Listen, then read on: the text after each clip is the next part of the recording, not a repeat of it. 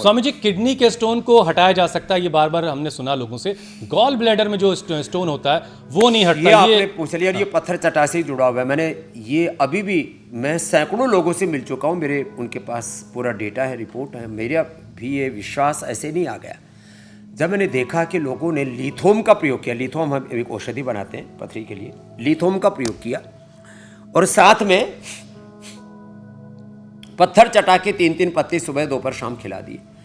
तो gall bladder की swelling, inflammation और धीरे धीरे स्टोन डाइल्यूट हो गया, डिजोल्व हो गया और खत्म हो गया। ये बड़ी बात थी। जब मैंने पहली बार सुना तो जैसे कहते हैं मैं खुशी से झूम उठा, इतना ज़बरदस्त इसका रिजल्ट है।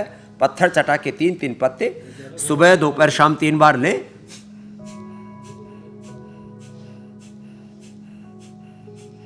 और लिथोम ले। अच्छा स्वामी जी, कोई भी परेशानी होती है उसका आप कहते हैं कि डायरेक्ट कनेक्शन डाइजेशन से होता है, खान पान से होता है, तो क्या प्रोस्टेट की प्रॉब्लम का कनेक्शन भी व्यक्ति के खान पान से है? एक तो ना ये पेल्विक सिस्टम की एक्सरसाइज नहीं करता व्यक्ति, हाथों की, पैरों की, पेट पीठ की, कहीं ना कहीं डोले शोले तो खूब बनवाते हैं। हाँ ठीक है ना, लेकिन ये अब जो है ना, और अब जैसे हम यहाँ बैठे, अब देखो ये कहीं ना कहीं की एक्सरसाइज होगी, प्रोस्टेट की एक्सरसाइज नहीं हो पाती। तो लीवर, किडनी, प्रोस्टेट, पेनक्रियाज जो इंटरनल ऑर्गन से जो अंदर ढके रहते हैं उनके लिए, इसलिए हम कपालभाति, मंडूकासन आप वज्रासन में बैठ के करो जी, मैं पद्मासन में बैठ करके योग मुद्रासन कर रहा हूं। ये ऐसे, ये बड़ा जबरदस्त है। ऐसे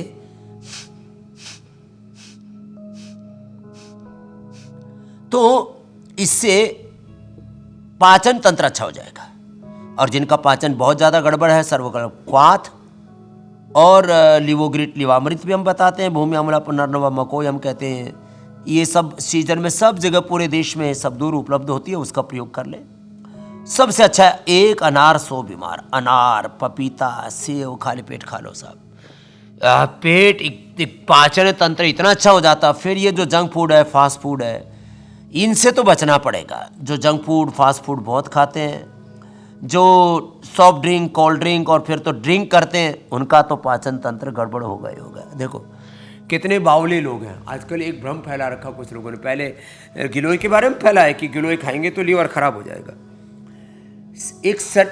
एक गोली गिलोय की अथवा एक बालिश गिलोय वो आपका लीवर अच्छा करती है। ऐसे ही हल्दी, सुबह 1 ग्राम से लेकर के कच्ची हल्दी 5 ग्राम तक, हल्दी का पाउडर 1 से 2 ग्राम, और हमने हल्दी की गोली बना दी करक्यूमिन गोल्ड, ये 1 से 2 गोली।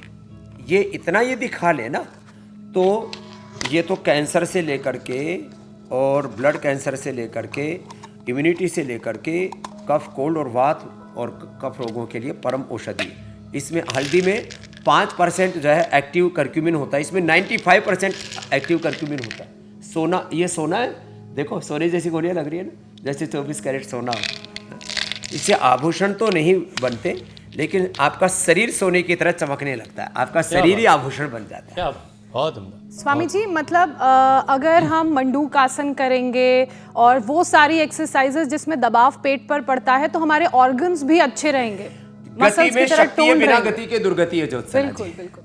स्वामी जी, प्रोस्टेट प्रॉब्लम की वजह क्या जेनेटिक भी होती है? क्या ये जेनेटिकली भी ट्रांसफर होती है? प्रोस्टेट की भी प्रॉब्लम होती है, जेनेटिक यूट्रस, और यूट्रस में फाइब्रस ओवरी में सिस्ट, और ब्रेस्ट में भी, चेस्ट में भी जो सिस्ट गांठें होती हैं, तो सारी बीमारियां 99% जेनेटिकली होती हैं। इसलिए जिनके भी कुटुंब में माता पिता को जो है, माँ को यदि यूटीआई की या यूट्रस के, फाइब्रोस के, ओवरी के सिस्ट की, पॉलीसिस्टिक ओवरीज आदि की प्रॉब्लम है, तो बेटी को रोज कपालभाति करना चाहिए। बेटे को भी, पिता को यदि प्रोस्टेट की प्रॉब्लम है, प्रोस्टेट इलाज था या पीएसए लेवल बढ़ा या कैंसर हुआ था, तो बेटे को पहले से कर लेना चाहिए। तो ये वार्निंग है सबके लिए। तो किसी के भी कुलवंश खानदान में किसी भी तरह का कोई भी रोग है, बीपी, शुगर, थायराइड, अर्थराइटिस से लेकर के स्किन डिसऑर्डर से लेकर के यहाँ तक कि स्ट्रेस, एंजाइटी, डिप्रेशन, ओसीडी आदि भी, ये भी जेनेटिकली होते हैं। तो तन के और मन के रोग, क्योंकि बच्चे तो औलादे जो है वो माता पिता का प्रतिरूप है, प्रतिबिंब है, उन्हीं की ही प्रति छाया है, तो उन्हीं का ही अंश और वंश है। तो इसलिए जैसा बीज वैसी फसल। मतलब ये चेन भी ब्रेक हो सकती है। हाँ, चेन को ब्रेक कर सकते हैं योग के द्वारा। अपने एक एक cell, genes, chromosomes, RNA, DNA, protein phosphorylation को राइट डायरेक्शन में एक्सप्रेशन कर सकते हैं हुसैन भाई। बहुत शानदार। और ये सुन करके उन तमाम लोगों को, उस कपल को बड़ी खुशी मिलती है जो माँ बाप बनने वाले हैं, वो बहुत अहम हो जाता है उनके लिए। स्वामी जी, अब ज़रा प्राणायाम के ज़रिए कैसे प्रोस्टेट को के जो परेशानी जिन लोगों को, उनको राहत मिल सकती है, और प्राणायाम के जो फायदे हैं वो भी ज़रा एक बार बता दी फिर। अरे हम तो ऐसे खो गए योग में, कहीं समाधि जैसे सहज समाधि लग जाती है। अब वक्त बहुत तेजी से आगे बढ़ रहा है। जी स्वामी। वक्त है कम लंबी मंजिल, हमें तेज कदम चलना होगा। अरे परम तपस्या के पथिको, हमें नूतन पथ गढ़ना होगा। तो